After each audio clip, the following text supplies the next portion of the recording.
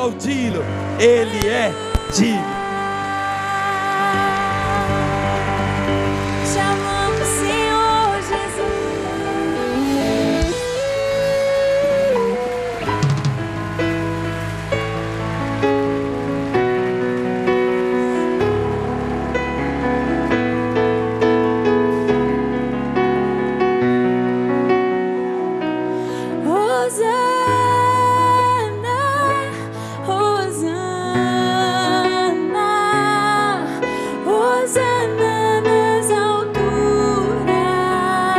Suas mãos aos céus e declare bem forte: Hosana,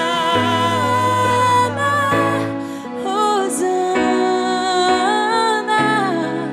Hosana nas alturas. Mais uma vez adore. Hosana, Hosana. Eleve o seu louvor, eleve o Senhor às alturas, acima dos seus problemas.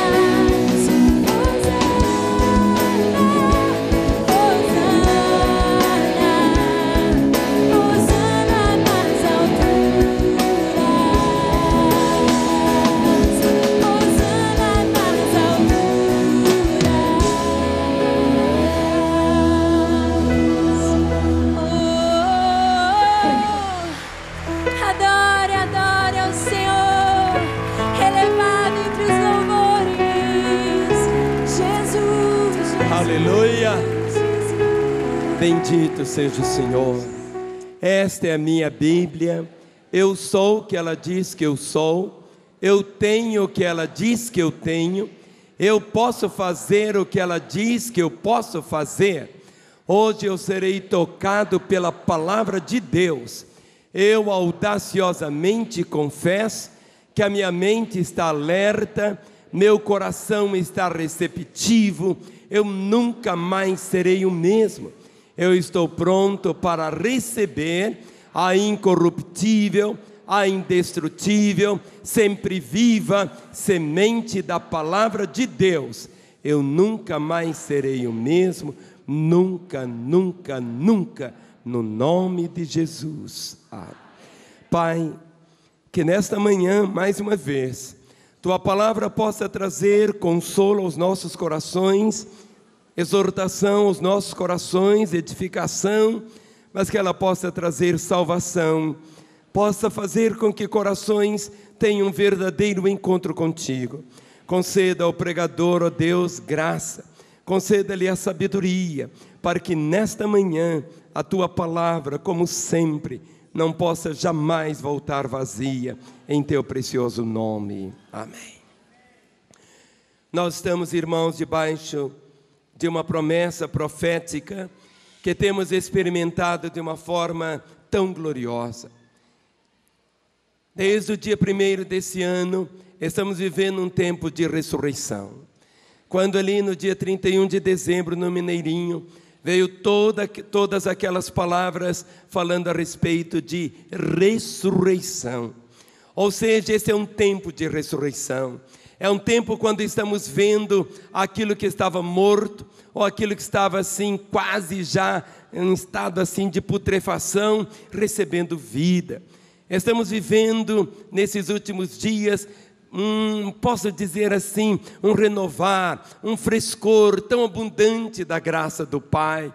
Cada reunião que tem acontecido aqui, tem acontecido pelas células, tem sido algo assim tão glorioso. Estamos vivendo esse tempo, um tempo de ressurreição. E ressurreição não é simplesmente trazer aquilo que, imagine, a Bíblia não diz assim, mas eu creio nisso. Imagine se alguém tivesse tido o braço amputado e ele fosse ressuscitado. Aquele braço que foi separado do corpo durante 20 anos ou 30 anos, no momento que Jesus ressuscitasse, aquela pessoa estaria com seu braço novamente. Em outras palavras, esse é um tempo da alegria do Senhor dominar o coração da igreja, a paixão dominar o coração da igreja, o zelo, o compromisso, uma ressurreição, a volta ao primeiro amor. Mas há uma realidade que nós precisamos ter o nosso coração tão aberto, é exatamente para compreendermos o que seja o reino de Deus. O reino de Deus, o símbolo dele, um reino fala de coroa, fala de domínio. O reino de Deus é muito mais do que conceitos, mais do que doutrinas. O reino de Deus tem que ser vivido, conhecido, mas acima de tudo, proclamado. Nesta manhã, eu quero começar com os irmãos falando sobre o reino de Deus, para que esta mensagem possa realmente tomar conta do seu coração de uma maneira muito, mas muito profunda mesmo. Abra comigo em Atos, capítulo 1. Atos, capítulo 1, a partir do versículo 3. Atos, capítulo 1, verso 3.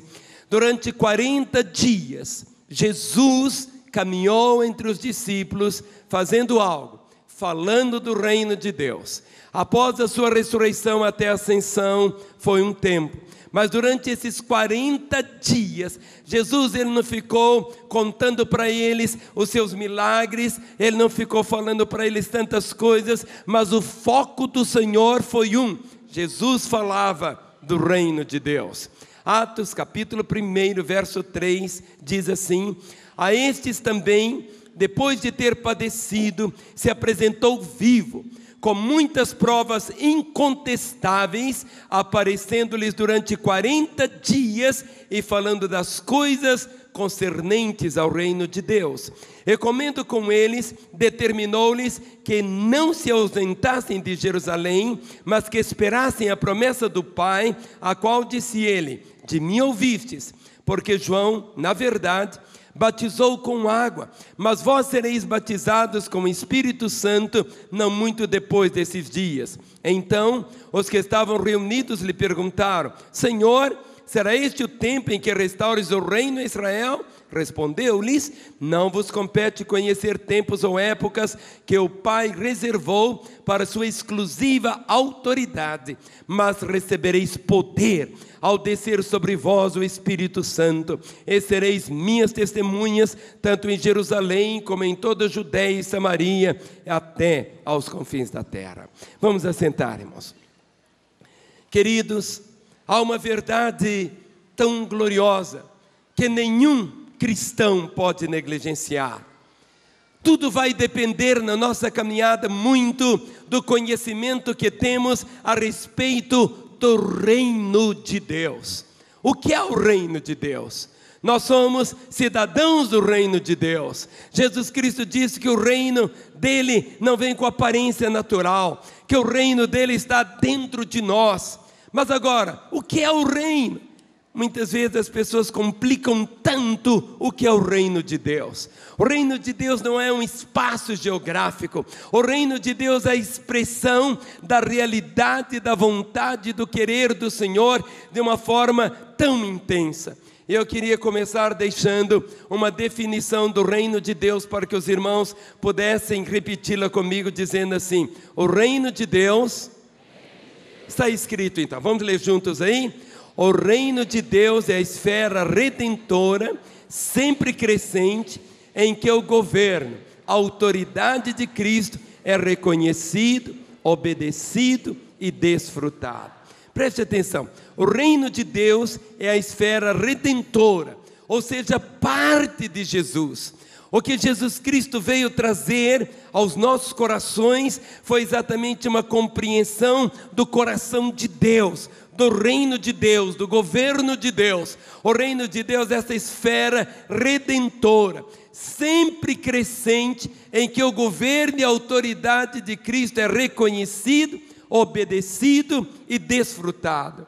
Nós não estamos indo lá para Angola para levantar a bandeira simplesmente de mais uma religião. Nós não estamos lá na Índia só para termos lá, mostrarmos mais um Deus. Não é isto. O reino de Deus não é simplesmente medido por estatísticas assim. Ele é subjetivo, mas ele é tangível. Ele é alguma coisa tão clara. E Jesus Cristo, durante aqueles 40 dias que ele continuou aqui na terra, falando com os discípulos, olhando nos olhos de cada um deles, Jesus podia estar dando para eles qualquer outro tipo, ou qualquer outra ênfase espiritual, mas aqueles 40 dias, a palavra diz, aparecendo-lhes durante 40 dias e falando das coisas concernentes ao reino de Deus. Jesus, ele não tirou o foco, ele continuou ali fazendo exatamente esta proclamação. Quando nós entramos no livro dos Atos Apóstolos, nós vamos perceber exatamente esta esfera sempre crescendo, saiu ali de Jerusalém, de Judeia, Samaria, e o propósito do Senhor é que venha chegar até os confins da terra. Agora, o conhecimento do reino de Deus, quando as pessoas têm essa compreensão do reino de Deus, o estilo de vida é completamente diferente. Hoje, muitas pessoas ouvem uma mensagem que não toca o reino de Deus. Muitos estão assim tão preocupados apenas em uma bênção natural, uma bênção espiritual, isso e aquilo, ou acudir às suas necessidades imediatas. O Senhor Deus tem tudo isso. Não é errado essas coisas, mas elas por si só não descrevem toda a realidade daquilo que Deus tem para o coração do homem. Quando se prega o reino de Deus, sabe o que acontece? Surge a igreja. Mas surge a igreja, capítulo 8 de Atos, versículos 12 e 13. Não surge simplesmente assim, como se fosse mais uma religião. É mais do que isso. Atos, capítulo 8, versículo de número 12 e 13, dizem assim: quando, porém, deram crédito a Filipe, que os evangelizava, a respeito do reino de Deus e do nome de Jesus Cristo, iam sendo batizados assim homens como mulheres. O próprio Simão abraçou a fé e, tendo sido batizado, acompanhava Filipe de perto, observando extasiado os sinais e grandes milagres praticados. A pregação do reino de Deus, diz, olha o verso 12: quando, porém, deram crédito a Filipe, que os evangelizava a respeito do reino de Deus. A mensagem de Filipe, a mensagem do evangelho, são essas boas novas do reino de Deus. E aqui diz, deram crédito a Filipe, que os evangelizava a respeito do reino de Deus e do nome de Jesus Cristo. Iam sendo batizados assim homens como mulheres. Este homem aqui, chamado Simão, era um feiticeiro, e diz o próprio Simão, esse feiticeiro abraçou a fé, tendo sido batizado, acompanhava Filipe de perto, observando extasiados sinais e grandes milagres praticados. No capítulo 17, Atos, capítulo 17, versículos 6 e 7, diz assim: os quais Jasão hospedou. Todos estes procedem contra os decretos de César, afirmando ser Jesus outro rei. Porém, vamos começar direito aqui, verso 6, Atos 17, 6. Porém, não os encontrando, arrastaram Jasão e alguns irmãos perante as autoridades, clamando: estes que têm transtornado o mundo chegaram também aqui, os quais Jasão hospedou. Todos estes procedem contra os decretos de César, afirmando ser Jesus outro rei. A perseguição tão terrível no início da fé cristã não era tanto só uma questão doutrinária, era algo que envolvia muito mais do que isto. Era a compreensão que Jesus Cristo é rei, que Jesus é o Senhor, ao ponto deles afirmarem assim: estes que têm transtornado o mundo chegaram até aqui. A fé cristã, alguns dizem que é para colocar o mundo de cabeça para baixo. Na fé cristã põe o mundo de cabeça para cima mesmo, é para acertar, é para transformar.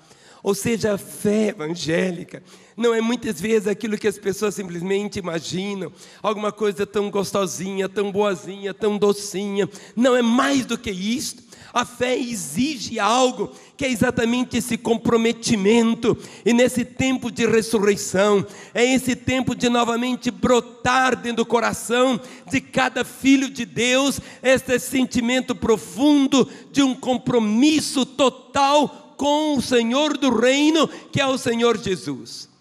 Aqui a palavra diz que ele estava falando, verso 7: todos estes procedem contra os decretos de César, afirmando ser Jesus outro rei. Mas Jesus é outro rei? Aliás, ele sempre foi o único rei. Ele sempre foi o único rei. Ele sempre foi o único rei. Você está entendendo? Ele sempre foi o único rei. Pode aplaudi-lo. Os outros é que nunca foram. É diferente. Agora, o que é o reino de Deus? A pergunta tão forte é essa. O problema naquela época ali era esse: seguir outro rei. Mas agora, quando nós afirmamos que Jesus tem uma mensagem, a mensagem do reino de Deus, e que Ele é o rei. Agora, o que é o reino de Deus? Em Romanos capítulo 14, o verso de número 17. Romanos 14, o verso 17, começa a explicar o que é o reino de Deus, dizendo assim: porque o reino de Deus não é comida nem bebida, mas justiça e paz e alegria no Espírito Santo. O reino de Deus não é aquilo que você come ou aquilo que você bebe. O reino de Deus não é comida. O reino de Deus, muitas vezes algumas pessoas imaginam: se ele deixar de comer determinada coisa, isso aqui. Não, o reino de Deus é mais do que isto. O reino de Deus não é comida nem bebida, mas justiça e paz e alegria no Espírito Santo. Quando você começa a ler o Novo Testamento, com seu coração totalmente aberto, querendo vivenciar esta realidade do reino de Deus, você vai encontrar justiça, paz e alegria no Espírito Santo. Uma pessoa que vive a realidade do reino, ela independe das circunstâncias. Para ela sempre vai viver contente, como cidadão do reino de Deus, marcado pela alegria, pela paz e pela justiça. 1 Coríntios capítulo 4, o versículo 20. O que é o reino de Deus? 1 Coríntios 4, versículo de número 20. Diz: porque o reino de Deus consiste não em palavra, mas em poder. O reino de Deus não é simplesmente um compêndio doutrinário, onde você vai ficar falando sobre o reino. O reino de Deus não é simplesmente algo teórico.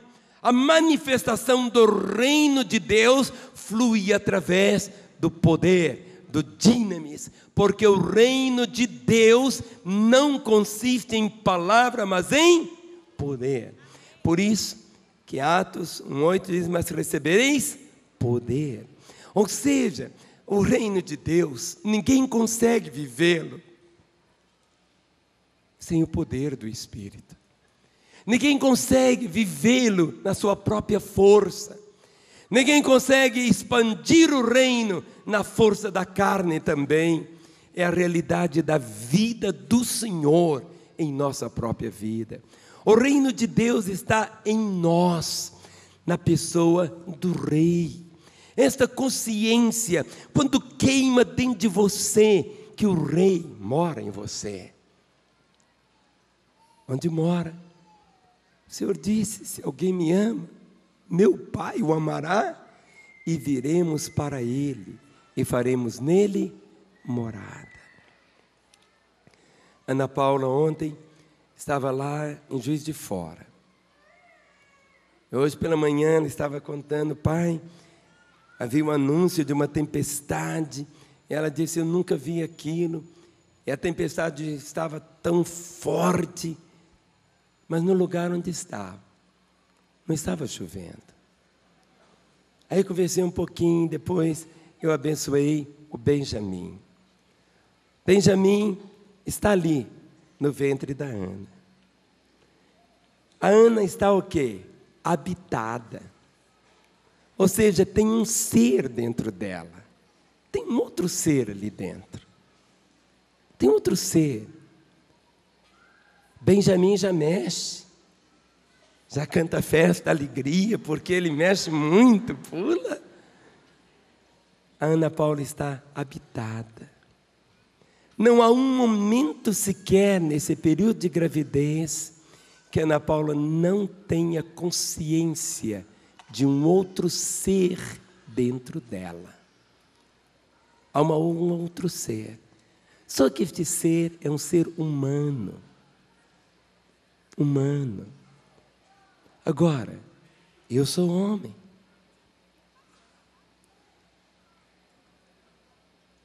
Eu tenho 60 anos de idade, mas tem um outro ser aqui dentro de mim. Ou seja, essa consciência, enquanto isso não for tão forte, querido, de você saber que às 24 horas, por onde você for, onde seus pés pisarem, durante esse tempo da gravidez da Ana, ela não consegue tirar a consciência que o Benjamin está dentro dela. Está ali. Onde ela vai, ele vai. Quando ela dorme, ele está ali. Não há um momento sequer que ela pode dizer, não, Ele não está. Quando nós temos a mesma consciência, que temos essa relação com o Senhor que habita em nós, porque o reino de Deus não consiste em palavras, mas em poder. A vida do Senhor na nossa própria vida, é Ele que nos capacita, é a consciência da vida dEle. A palavra diz que nós seríamos testemunhas dEle. A testemunha não é aquela que faz, a testemunha é aquela que vê Jesus fazer. Quando dois carros chocam, o que acontece? Você está do lado de fora e viu os dois carros trombarem.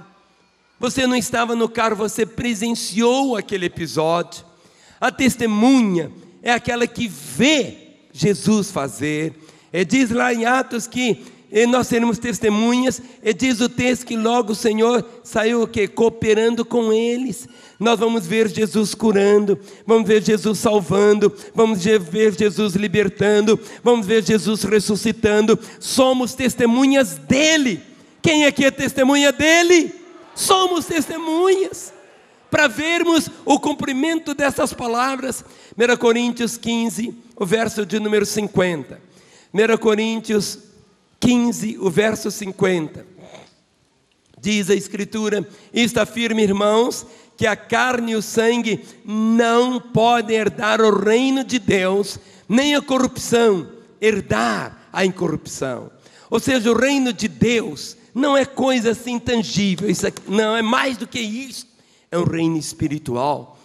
Mas o espiritual é tão real quanto o natural. Isto afirma, irmãos, que a carne e o sangue não podem herdar o reino de Deus, nem a corrupção herdar a incorrupção. Querem ver de uma forma clara? Gálatas capítulo 5, verso de número 19 a 21. Quando a Escritura fala dos frutos do Espírito, os frutos do Espírito são expressões naturais da vida de Jesus em nós. Sabe, é natural a vida de Jesus, é natural. Os frutos, nenhuma árvore faz força para produzir os frutos, é algo espontâneo por causa da natureza dela. Mas a obra da carne, as obras da carne, fala de obras. Obras faz assim, ó, faça assim, ó. Sabe, para você pecar, você tem que fazer isso, faça assim. É obra. Olha o que acontece. Gálatas 5:19 diz: ora, as obras da carne são conhecidas e são prostituição, impureza, lascívia, idolatria, feitiçaria, inimizades, porfia, ciúmes, ira, discórdia, dissensões, facções, invejas, bebedices, glutonarias e coisas semelhantes a estas, a respeito das quais eu vos declaro, como já outrora vos preveni, que não herdarão o reino de Deus os que tais coisas praticam. Aquele que vive na prática desses pecados. Por quê? Ele tem uma nova natureza, e a vida do Senhor nele, e a vida do Senhor nele vai levá-lo o quê? A manifestar os frutos do Espírito. Cada árvore dá um fruto segundo a sua espécie. Se você tem essa consciência, a cada instante, eu sou habitado, Jesus mora em mim, Jesus mora em mim. Você vai manifestar a própria vida dele. Volte um pouquinho para 1 Coríntios capítulo 6. 1 Coríntios capítulo 6, versos 9 a 11. 1 Coríntios 6, versos 9 a 11 diz assim: ou não sabeis que os injustos não herdarão o reino de Deus? Não vos enganeis, nem impuros, nem idólatras, nem adúlteros, nem efeminados, nem sodomitas, nem ladrões, nem avarentos, nem bêbados, nem maldizentes, nem roubadores herdarão o reino de Deus. Tais fostes alguns de vós, mas vós vos lavastes, mas fostes santificados, mas fostes justificados em o nome do Senhor Jesus Cristo e no Espírito do nosso Deus.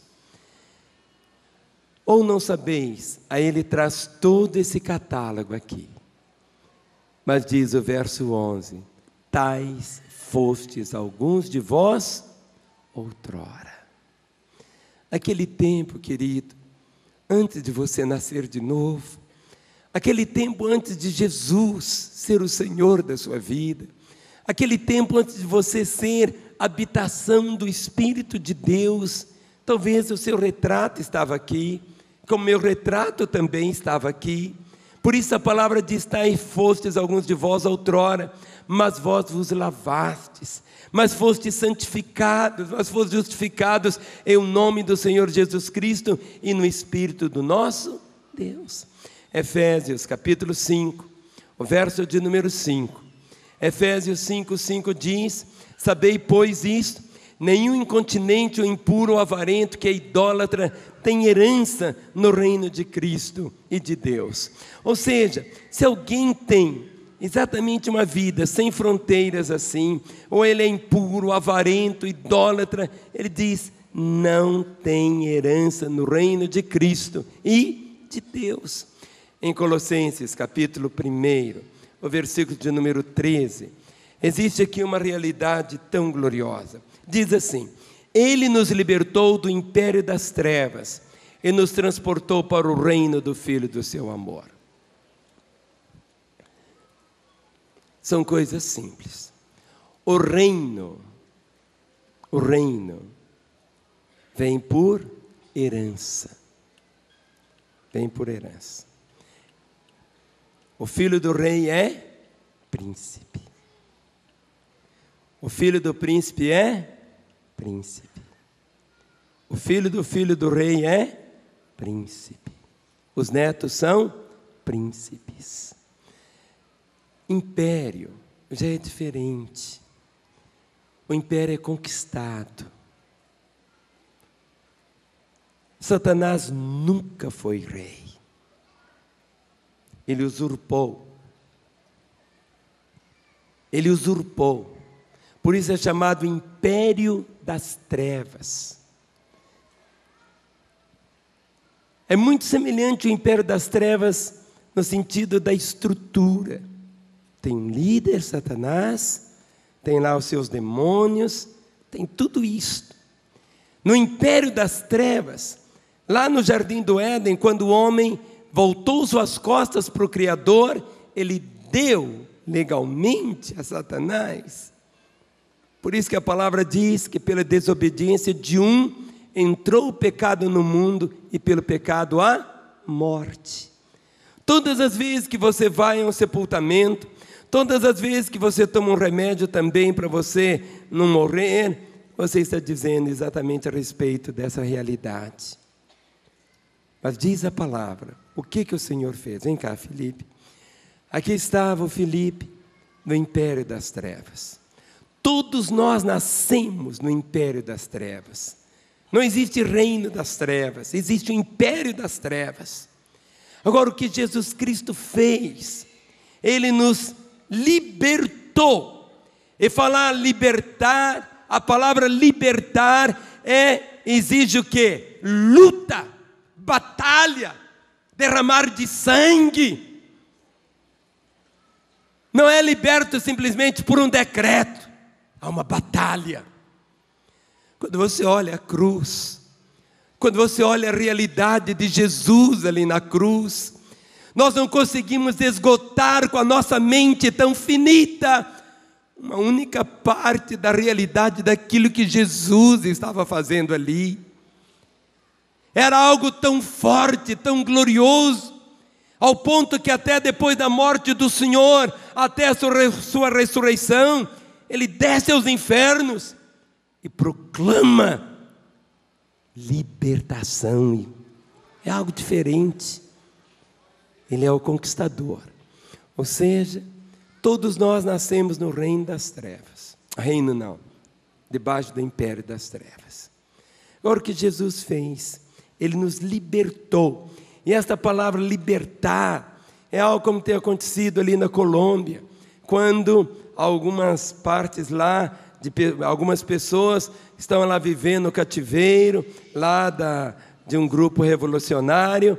Então vem um exército e liberta aquela pessoa, arranca, tira significa o quê? Ele sai do império das trevas e vem para o reino, como diz aqui, para o reino do Filho do seu amor. É tão interessante essa expressão, filho do seu amor. Filho do seu amor. Filho do seu amor. Jesus é filho. Filho. Aquele que viveu ali só em opressão. Aquele que viveu ali escravizado, amarrado no império das trevas, gemendo. Não há alegria. Longe do Senhor é ranger de dentes e gemidos. O Senhor transporta para o reino do Filho do seu amor. E é uma mudança tão radical, porque agora o relacionamento, ele passa a habitar na pessoa. Nós somos livres, é algo totalmente diferente. Em Hebreus capítulo 1, versículos 8 e 9. Hebreus capítulo 1, os versos de número 8 e 9 dizem assim: mas acerca do Filho, o teu trono, ó Deus, é para todo sempre. Cetro de equidade é o cetro do seu reino. Amaste a justiça e odiaste a iniquidade. Por isso Deus, o teu Deus, te ungiu com óleo de alegria, como a nenhum dos teus companheiros. É algo tão glorioso. Hebreus capítulo 12. Hebreus 12, 26 a 29. Hebreus 12, 26 a 29. Aquele cuja voz abalou então a terra, agora porém ele promete dizendo: ainda uma vez por todas farei abalar não só a terra, mas também o céu. Ora, esta palavra ainda uma vez por todas significa a remoção dessas coisas abaladas, como tinham sido feitas, para que as coisas que não são abaladas permaneçam.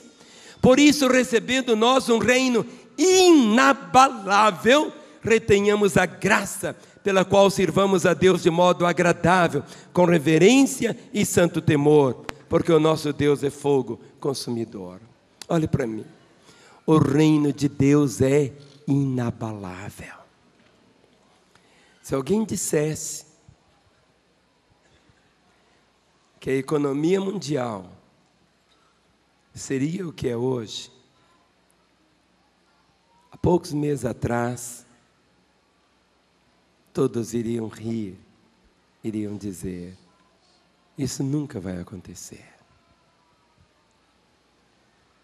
Trilhões de dólares desapareceram.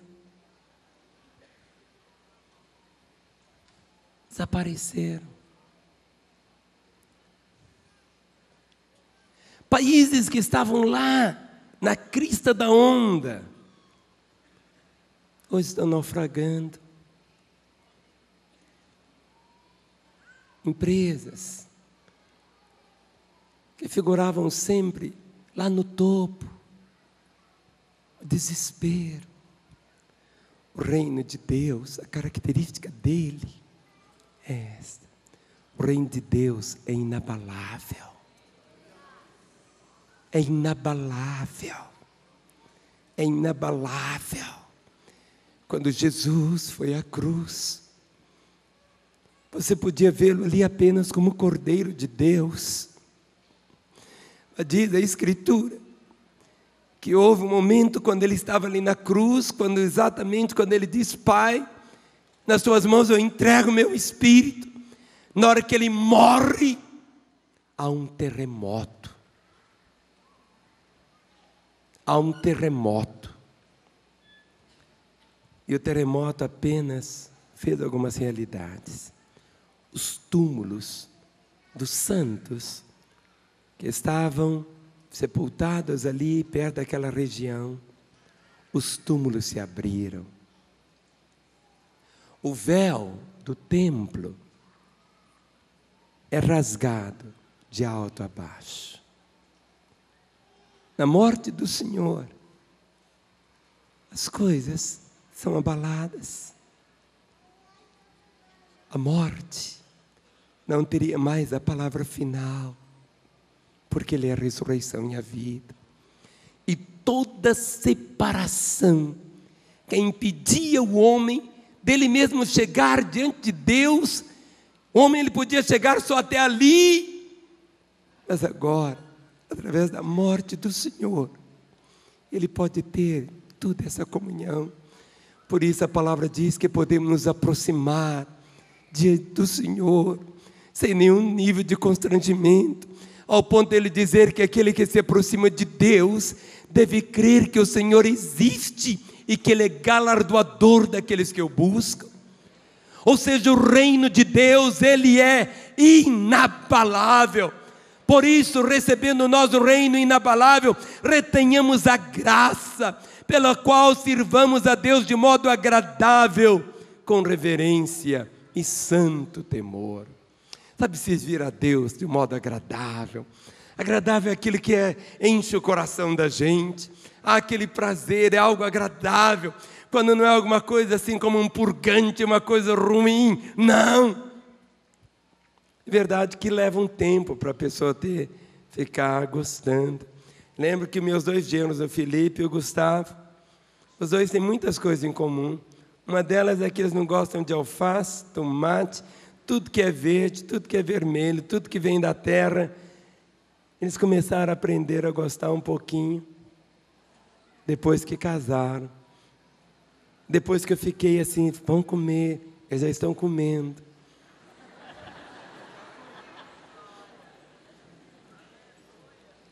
Algo que é agradável servir o Senhor. Antes, viram uma reunião como esta, era uma coisa assim, como para eles, comer brócolis, comer espinafre, comer alface, comer tomate. Hoje, convide-os, sirva só salada para eles.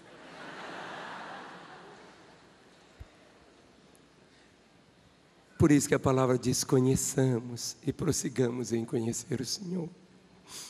Ou seja, cada dia com Ele, como que é tão diferente. Apocalipse capítulo 11, o versículo de número 15. Apocalipse capítulo 11, o versículo 15 diz assim: o 7º anjo tocou a trombeta, e houve no céu grandes vozes dizendo: o reino do mundo se tornou de nosso Senhor e do seu Cristo, e Ele reinará pelos séculos dos séculos. Em 1 Coríntios capítulo 15, verso 22 a 28. 1 Coríntios capítulo 15, versos de número 22 até o versículo de número 28, a palavra diz: porque assim como em Adão todos morrem, assim também todos serão vivificados em Cristo. Cada um, porém, por sua própria ordem, Cristo as primícias, depois os que são de Cristo na sua vinda. Então virá o fim, quando Ele entregar o reino ao Deus e Pai, quando houver destruído todo o principado, bem como toda potestade e poder, porque convém que Ele reine até que haja posto todos os inimigos debaixo dos pés. O último inimigo a ser destruído é a morte, porque todas as coisas sujeitou debaixo dos pés. E quando diz que todas as coisas lhe estão sujeitas, certamente exclui aquele que tudo lhe subordinou. Quando, porém, todas as coisas lhe estiverem sujeitas, então o próprio Filho também se sujeitará àquele que todas as coisas lhe sujeitou, para que Deus seja tudo em todos. E na penúltima página da Bíblia, em Apocalipse capítulo 19, o versículo 6. Esta verdade. Então ouvi uma voz de numerosa multidão, como de muitas águas e como de fortes trovões, dizendo, Apocalipse 19, 6, aleluia, pois reina o Senhor, nosso Deus, o Todo-Poderoso. O verso 11 diz assim: vi o céu aberto, e eis um cavalo branco, o seu cavaleiro se chama Fiel e Verdadeiro, e julga e peleja com justiça. O verso 16 diz: tem no seu manto e na sua coxa o nome escrito: Rei dos Reis e Senhor dos Senhores. Aleluia!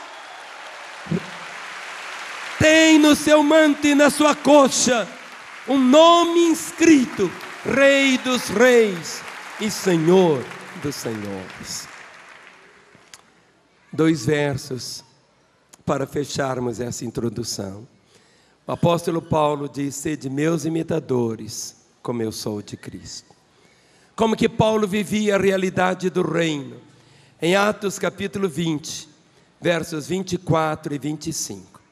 Atos capítulo 20, versos 24 e 25.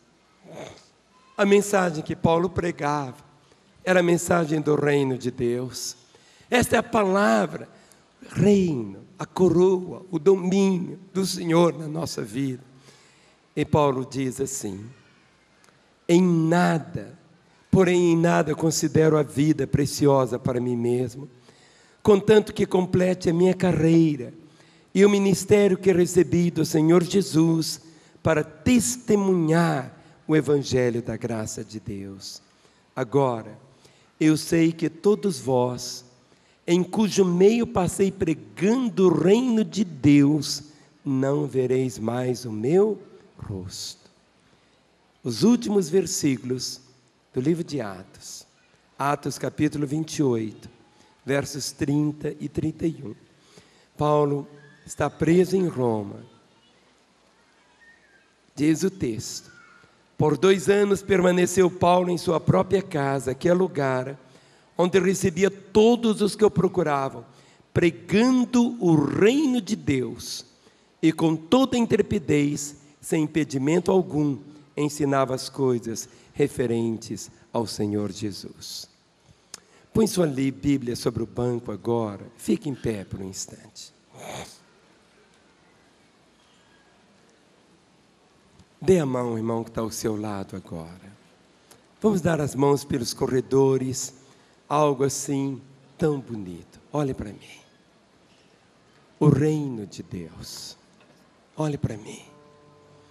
O reino de Deus é a esfera redentora, sempre crescente, em que o governo, a autoridade de Cristo é reconhecido, obedecido e desfrutado.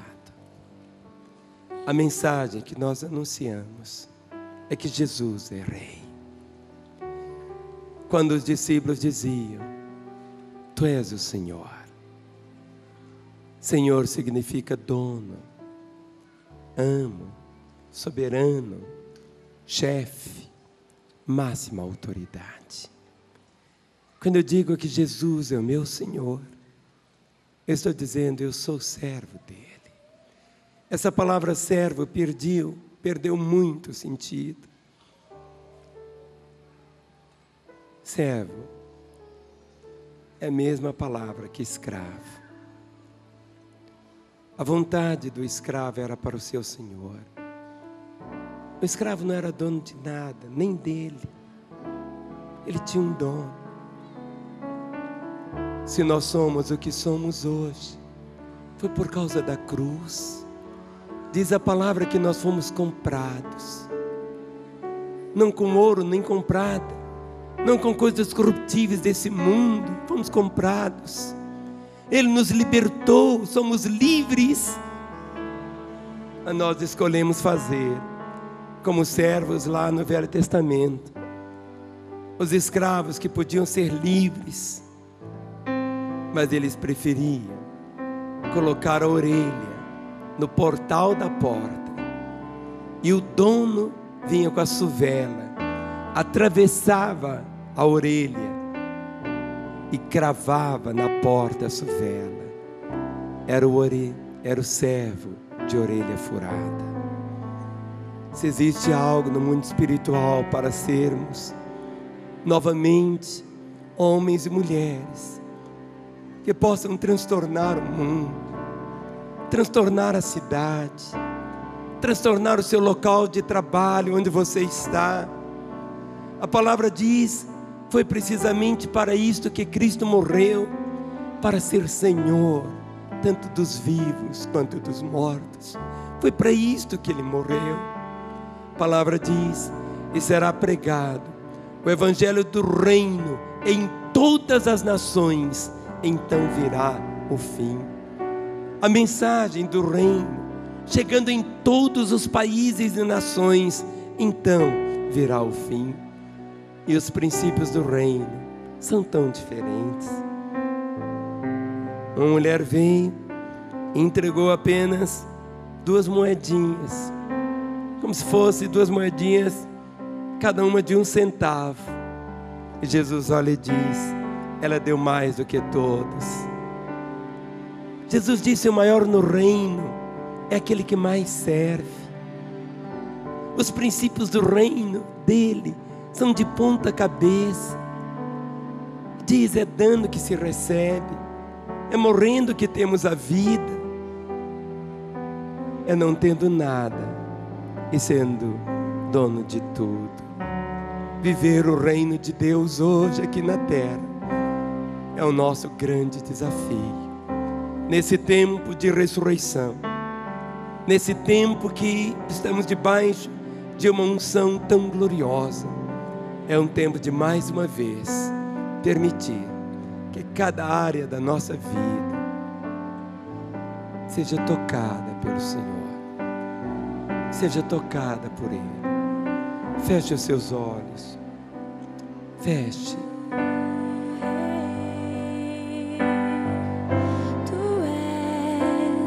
Tu és Rei e não há outro sobre o trono, só Tu és Rei. Tu és Rei em toda a terra, não há outro em todo o universo. Tu és Rei.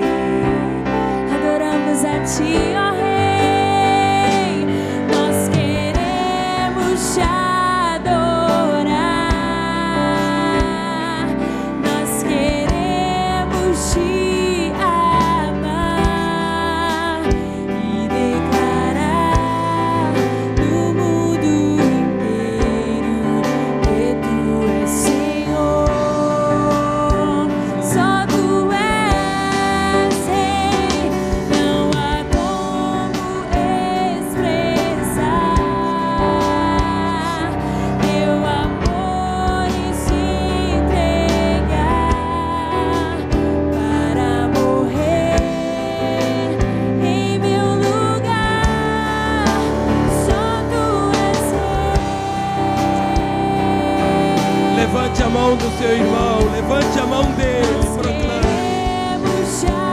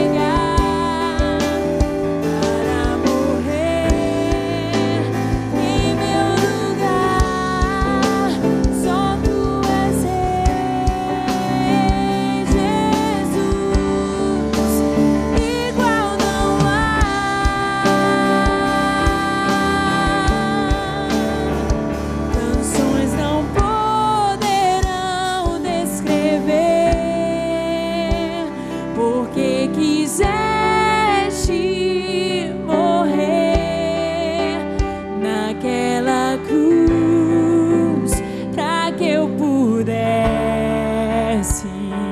viver.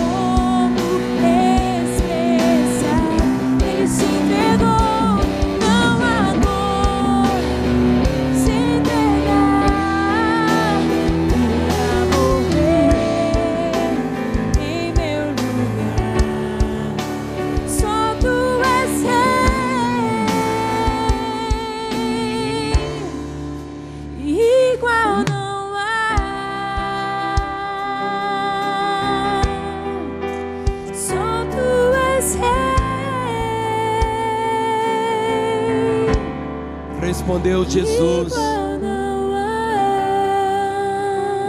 o meu reino não é deste mundo. Se o meu reino fosse deste mundo, os meus ministros se empenhariam por mim, para que não fosse eu entregue aos judeus. Mas agora, o meu reino não é daqui. Então lhe disse Pilatos: logo, tu és rei? Respondeu Jesus: tu dizes que sou rei. Eu para isso nasci e para isso venho ao mundo. Eu para isso nasci e para isso vim ao mundo, a fim de dar testemunho da verdade. Todo aquele que é da verdade ouve a minha voz. Você, querido ovelha, você que é da verdade, ouve a voz do Senhor. Quando Jesus nos ensinou a orar, Ele disse: Pai nosso que estás nos céus, santificado seja o teu nome, venha o teu reino. Que eu possa viver a plenitude do teu reino, que a tua vontade seja a minha vontade, que o meu existir seja para a tua glória, que tu sejas o sumo bem da minha vida. O reino é a coroa, o domínio do Senhor em nossas vidas. É por isso que você sempre é um ministro do reino de Deus. Por onde você for, deixe essa marca, como esposa, como marido, como pai, como filho, como empregado, como patrão, como cidadão. Você é tudo isto, e em todas estas áreas você deve colocar os princípios do reino de Deus. Coloque suas duas mãos sobre seu coração. Olhe para mim um instante. Jesus Cristo disse assim: se alguém não nascer de novo, não pode ver o reino de Deus. Ele disse: se alguém não nascer de novo, não pode entrar no reino de Deus. Você pode experimentar, entrar no reino, viver no reino de Deus. O reino de Deus não é depois que você morre. O reino de Deus é aqui. Começa aqui, no momento quando Jesus Cristo vem morar na sua vida, no momento quando você o toma como seu Senhor e Salvador, quando você começa a viver essa realidade, caminhando, conhecendo, experimentando o favor dele, você nasce no reino e passa a viver no reino de Deus. Se você ainda não vive no reino, é porque você não nasceu de novo. Se você tem vivido tantas dificuldades para colocar em prática na sua vida os princípios do reino. Tudo que você precisa é nascer de novo. E nesta manhã você pode fazer a decisão das decisões. Convidar ao Rei Jesus para ser o Senhor da sua vida, tomando dele a bênção do perdão. Ou você que estava desviado, hoje é o dia de voltar à comunhão com ele. Feche os seus olhos, põe as mãos no seu peito. Eu queria que você orasse, repetindo comigo essas seguintes palavras. Todos os que estão aqui, nos identificamos com os milhares que estão aqui e os milhões que estão assistindo pela televisão agora. Ore dizendo: Senhor Jesus, eu sei que Tu estás aqui. Eu estou cansado do império das trevas. Eu sou escravo.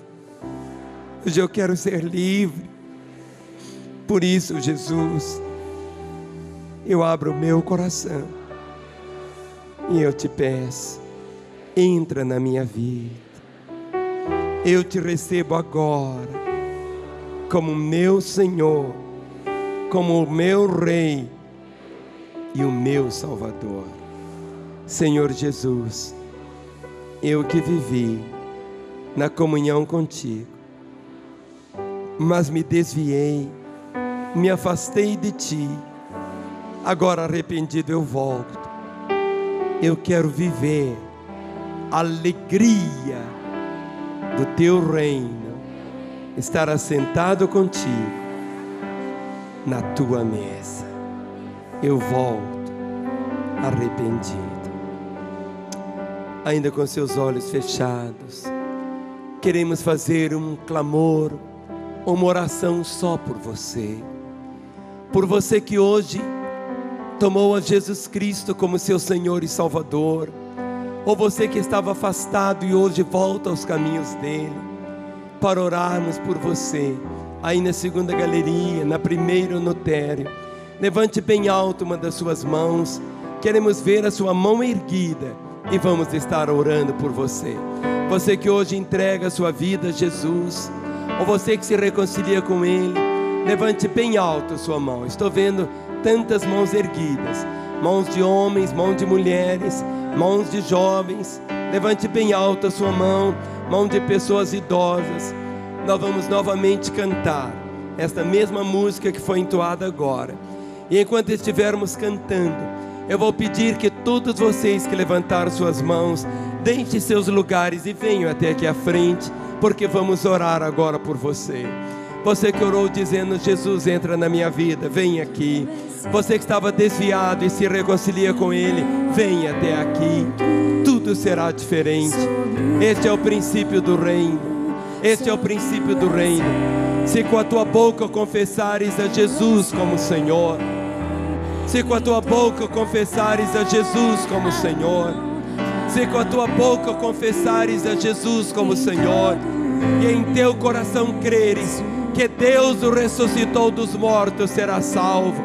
Deixe seu lugar e venha. Esta é a hora de Deus para você. Seja um homem, uma mulher, uma criança, é a hora de Deus para você. Vem. Você que está aí na sua casa, você que me assiste pela TV, eu sei que Jesus está aí, e todo o desejo do coração dele é que você seja salvo, que você seja perdoado, que você seja transformado. Que nesta hora você também possa dizer: Jesus, eu te recebo como meu Senhor e Salvador. Entra na minha vida. Ele vai entrar, nunca mais vai sair. Ou você que estava desviado, volte para o caminho dele. Aí na cidade onde você está me assistindo, procure uma igreja evangélica. Você vai ouvir a palavra de Deus.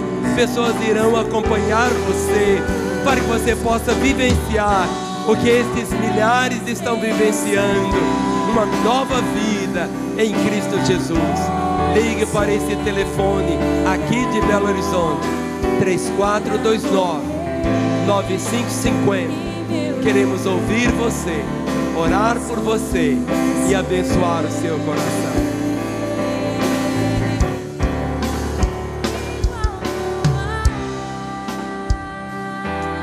Vamos estender nossas mãos agora. Você que está aí no seu lugar, sabendo que seu lugar não é aí, mas é aqui. Vem. Talvez você esteja dizendo: pastor, outro dia. Mas o seu dia é hoje. A sua hora é agora. É este o momento do céu para o seu coração. Os consolidadores se aproximem dessas vidas. Corações estão chegando. Jesus é o Rei. A palavra diz: se com a tua boca confessares a Jesus como Senhor, e em teu coração creres que Deus o ressuscitou dentre os mortos, serás salvo. Porque com a boca se confessa.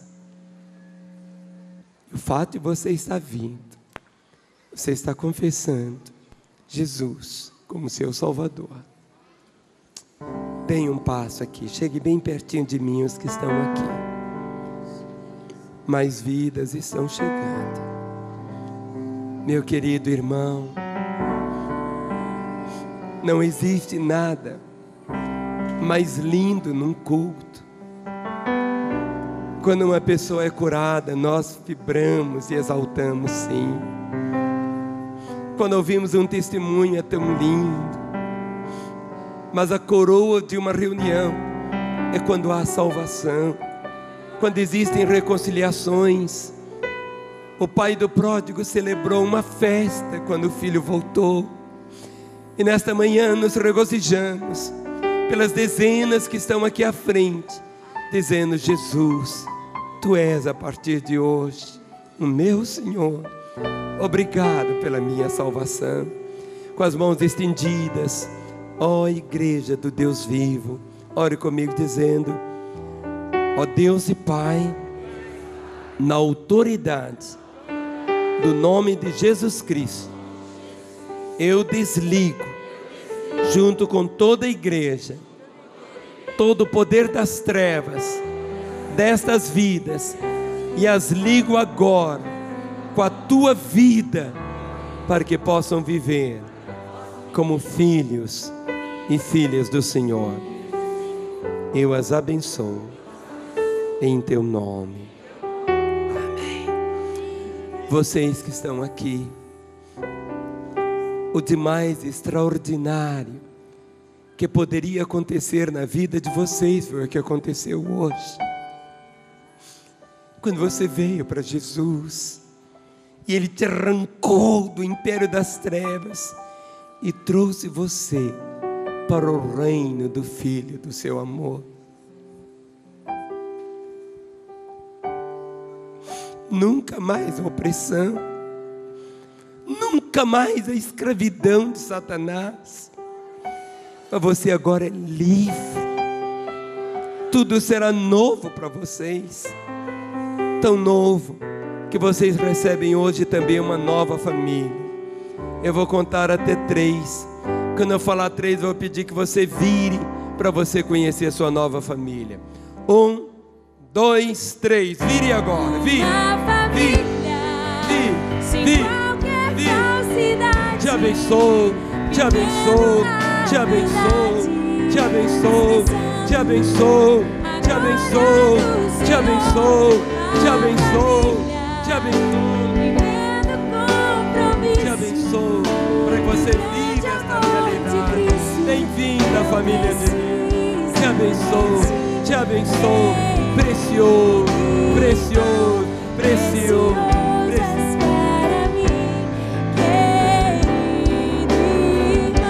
Vamos aplaudi-los. Bem-vindos à família